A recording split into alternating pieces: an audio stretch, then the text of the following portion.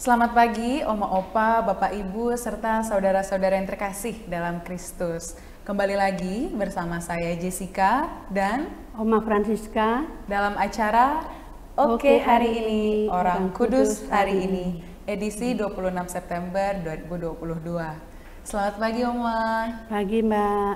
Apa kabar hari ini? Baik. Baik. Sehat ya Oma? Amin. Semangat? Ya puji Tuhan. Oke, Oma, hari ini tanggal 26 September, Oma ini mau cerita tentang siapa nih Oma? Tentang Santo Cosmas dan Damianus. Oke, ini namanya itu agak jarang ya Jessica dengar, jadi penasaran nih sama ceritanya Oma nanti, dan saya yakin juga pemirsa Oke Hari Ini penasaran gitu. Lalu awalnya ini Cosmas dan Damianus ya Oma. Ya. Orang itu kan nama punya arti ya Oma. Iya. Nah, arti dari namanya ini apa sih Oma? Ketertiban atau kesopanan. Ketertiban atau kesopanan ya. Iya. Bagus sekali artinya ya Oma. Iya, iya. Lalu awal hidupnya mereka ini bagaimana Oma? Dia seorang kembar. Oke. Ya. Dia dilahirkan seorang ibu yang janda. Oke. Tapi dia disekolahkan sama ibunya jadi dokter, dokter yang hebat. Hebat. Iya. Oke, keren banget ya Oma. Lalu dia itu lahirnya di mana sih Oma dan kapan itu? Lahir di abad kedua dan di Serbia. Serbia. Di Arabia. Arabia. Oh, oke, berarti Arab ya Oma. Iya, Agak iya. jarang nih saya dengar Santo dari Arab, keren nih. Lalu mereka kan kembar juga ya Oma. Iya. Oke. Terus dia kan kembar. Jadinya Oma harus ada teman kalau karena dia kembar ya. Ada teman? Iya. Siapa itu Oma? Ini orangnya, Mbak. Oh, halo Romo. Kayaknya wajahnya nggak asing ya Oma. Jadi mungkin bisa dikenalin dulu deh. Siapa tahu nih pemirsa Oke Hari Ini ada yang belum kenal gitu. Iya. Siapa ini temannya Oma? Ini Romo Maksi. Oh, Maksi. Iya. Santo hari ini kan kembar, Oh iya, Cosmas iya. dan Damianus. Jadi meskipun saya sama Oma bukan kembar, kami berdua hadir bersama. Ya Oma ya. Iya, ya Romo. Siap. Oke, jadi saya tuh makin nggak sabar nih pengen tahu ceritanya dari Santo yang saudara kembar ini gitu ya, Oma dan Romo. Luar biasa nih. Berarti Oma sekarang makin percaya diri? Iya. Makin ya, soalnya udah temani ya? Sudah temenin sama Oke. Romo. Siap-siap. Nih saya juga seneng karena Oma ada pengalaman baru nih, karena berdua ya, biasa kan sendiri dan biasanya bawa ya kertas nggak apa-apa Oma, tapi sekarang makin keren ya, Iya. udah ditemenin ya. Oke. Nah, tadi awalnya Oma cuma cerita tentang sedikit ya, baru dia lahir di mana, abad keberapa, juga kehidupan singkatnya yang menjadi dokter ya Oma kalau nggak salah. Iya. Itu detailnya bagaimana sih Oma tadi, kehidupannya dia bersama siapa? Dia bersama ibunya seorang janda. Oke Oma, setelah dia menjadi dokter yang hebat ya, mereka ini lalu apa yang terjadi pada mereka setelah itu? Mereka mendapat panggilan menjadi imam. Dan mereka juga menyembuhkan orang sakit. Secara rohani. Ya, karena sebelumnya dokter secara jasmani, ini menjadi imam menyembuhkan secara rohani. Luar biasa sekali. Nah Romo, apakah ada yang ingin ditambahkan dulu nih dari penjelasan Oma yang sudah keren juga ya? Saya mungkin mendapat kisah yang menarik nih dari saudara kembar ini. Baik, jadi seperti yang sudah dijelaskan oleh Oma tadi, benar bahwa mereka berdua sebagai saudara kembar ketika mendapat tugas sesuai dengan sekolah mereka sebagai dokter, dan tadi sudah dibilang bahwa mereka dokter yang hebat karena bisa menyembuhkan banyak orang, apalagi mereka menyembuhkan orang dengan tanpa imbalan. Ya Oma ya?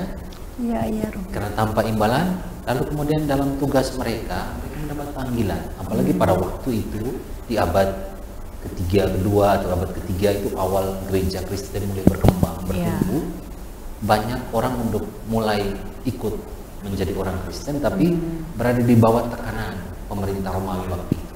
Mereka akhirnya juga masuk menjadi orang-orang Kristen dan mendapat panggilan untuk menjadi imam.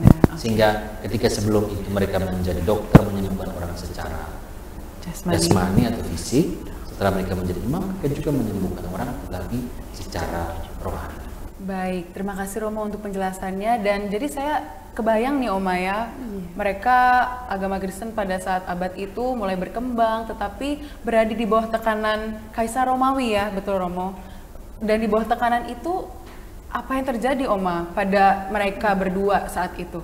Mereka ditangkap dan disiksa dan dibunuh. Oh my God. Akhirnya menjadi martir. Oh, berarti mereka pada saat menerima panggilan menjadi imam, tapi karena adanya tekanan itu dari Kaisar Romawi itu, kalau tidak salah namanya Kaisar Diocletianus, betul tidak? Ya. Betul ya.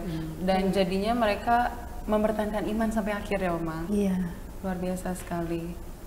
Baik, jadi seperti yang tadi sudah Oma sampaikan, itu pada masa waktu zaman gereja mulai bertumbuh. Karena itu ada tekanan dari pemerintah Romawi waktu itu, karena mereka menganggap bahwa agama Kristen yang bertumbuh ini tidak menghormati kekaisaran Romawi yang dianggap sebagai titisan dewa.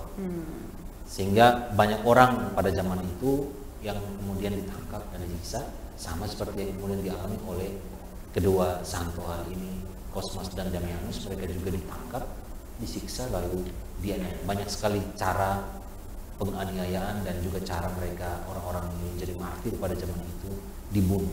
Dan untuk kedua santo pada hari ini mereka dilukiskan bahwa mereka dibunuh dengan cara dibunuh, sehingga kemudian menjadi martir pada waktu itu.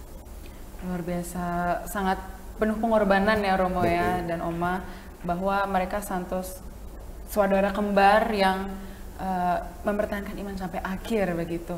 Lalu Oma, dari kisah yang luar biasa ini dari Santo Cosmas dan Damianus, kira-kira Oma ada pesan atau apa sih yang bisa kita petik gitu dari kisah ini yang bisa dibagikan kepada pemirsa Oke hari ini? Ya, kita melihat teladannya dan ya pengorbanan, jiwa sosial yang tinggi, kesetiaan iman sampai mati. Wah, luar biasa. Jadi ini semangat dari kedua santo ini, Cosmas dan Damianus, ini mengajarkan sebagaimana yang tadi sudah Oma sampaikan, mengajarkan tentang pengorbanan, lalu kemudian jiwa sosial mereka karena mereka mau membantu dalam peran mereka sebagai dokter, baik itu dokter untuk mengobati orang-orang ataupun dokter ketika mereka menjadi imam, dan kemudian mereka menunjukkan teladan bagaimana harus setia tentang iman sampai dengan kematian yang menjemput mereka. Luar biasa.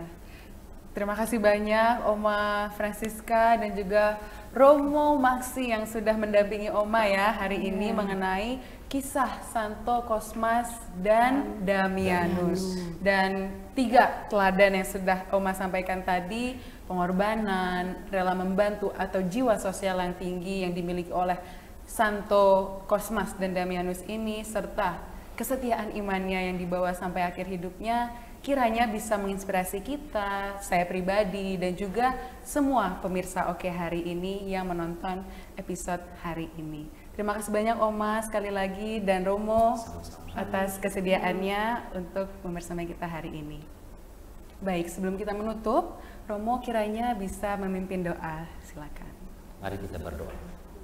Dalam nama Bapa dan Putra dan Roh Kudus. Amin. Tuhan Allah yang kekal dan kuasa, Engkau telah menghadirkan orang-orang kudus dalam kehidupan gereja, santo-santa, beato-beata, dan juga martir-martir kudus. Hari ini kami memperingati Santo Cosmas dan Damianus, kedua martirmu yang menunjukkan iman yang luar biasa sebagai teladan bagi kami, yang menunjukkan semangat pengorbanan dan rela membantu, yang menjadi contoh bagi kami dalam kehidupan kami saat ini. Kami mohon ya Tuhan, semoga semangat yang ditunjukkan oleh kedua santo para martir ini menjadi teladan bagi kami untuk mewujudkan semangat pengorbanan, rela membantu, dan kesetiaan iman kami di dunia ini. Dikau kami puji ya Tuhan, kini dan selalu sepanjang segala masa. Amin. Santo Cosmas dan Damianus, Doakanlah kami. Kemuliaan kepada Bapa dan Putra dan Roh Kudus, seperti pada permulaan, sekarang, selalu, dan sepanjang segala abad. Amin. Dalam nama Bapa dan Putra dan Roh Kudus. Kudus. Amin. Amin. Terima kasih banyak Oma dan Romo sekali lagi. Oma, Opa, Bapak, Ibu, serta saudara-saudara yang terkasih dalam Kristus. Demikianlah kebersamaan kita dalam acara Oke, hari ini Orang Kudus hari ini. Sampai jumpa di kesempatan berikutnya. Oke, hari ini, oke, hari